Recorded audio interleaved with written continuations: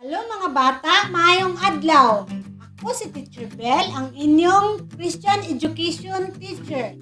O karon, atong tan-awon ang istorya nga isaysay ni Kuya Miit mahitungod sa pagbuhat sa kalibutan nga makita nato dinha sa Genesis 1. Genesis Kapitulo 1. Sa unang adlaw, gibuhat sa Dios ang mga langit ug ang yuta, ug ang yuta awaaw ug walay sulod. Apan ang Espiritu sa Dios anaa didto, ug miingon ang Dios, mahimo ang kahayag, ug mitungha ang kahayag, ug nakita sa Dios nga maayo kini. Busa iyang gilain ang kahayag ngadto sa kangitngit. Gitawag niya adlaw ang kahayag, ug gitawag niya gabii ang kangitngit. Sa ikaduhang adlaw, miingon ang Dios, mahimo ang luna sa pagbulag sa mga tubig sa langit gikan sa mga tubig sa yuta. Daw gitawag niya ang kawanangan nga langit, ug nahimo kini.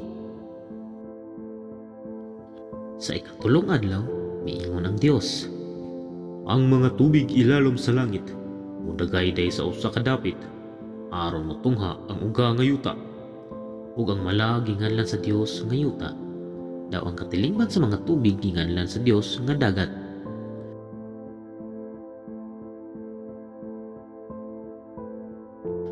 Ug miingon ang Dios, magpaturok ang yuta sa tanang matang sa tanom ug kahoy, ug nahimo kini. Sa ikaupat na adlaw, miingon ang Dios, upakita ang mga kahayag sa langit aron sa pagbulag sa adlaw gikan sa gabi. Daw gibuhat sa Dios ang duha ka dagkong kahayag, ug gingadlag adlaw alang sa kahayag, ug bulan alang sa gabi. Nagbuhat usab ang Dios sa mga bituon, daw gibutang sa kalangitan, ug nakita niya nga kini maayo. Sa ikalima nga adlaw, ang Dios miingon nga ang mga tubig mapuno sa mga isda ug uban pang klase nga mga kinabuhi. Ug ang kalangitan mapuno sa mga langgam ug sa tanang matang nga klase niini.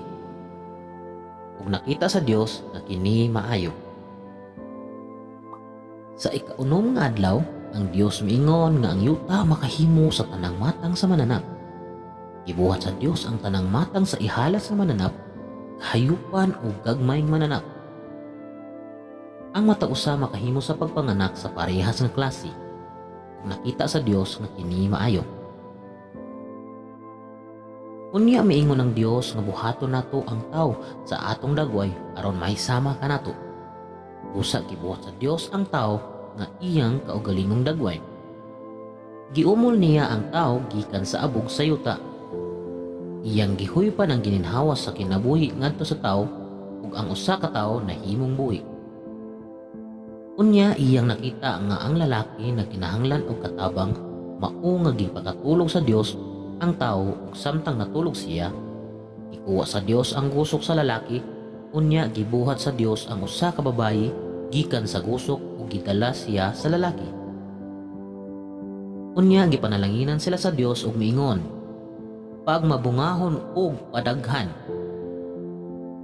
Una ang yuta ug pagmando niini, paghari sa mga isda sa dagat, sa mga langgam sa kalangitan, ug sa tanang mga mananap nga nagkamang sa yuta. Unya miingon ang Dios, tan-awa, gihatag ko kanimo ang tanang tanom sa tibok yuta ug ang tanang prutas nga kahoy aron imong kanon, ug ang tanang lunhang tanom ingong pagkaon sa tanang mananap. Unya itanaw sa Dios ang tanan niyang binuhat, ug nakita niya nga kini maayo. Busa nahimo ang paglalang sa langit ug sa yuta ug sa tanan nga anaa niini. Busa sa ikapitong adlaw, mipahulay ang Dios sa tanan niyang buluhaton, ug gipanalanginan sa Dios ang ikapitong adlaw ug miingon nga ini balaan.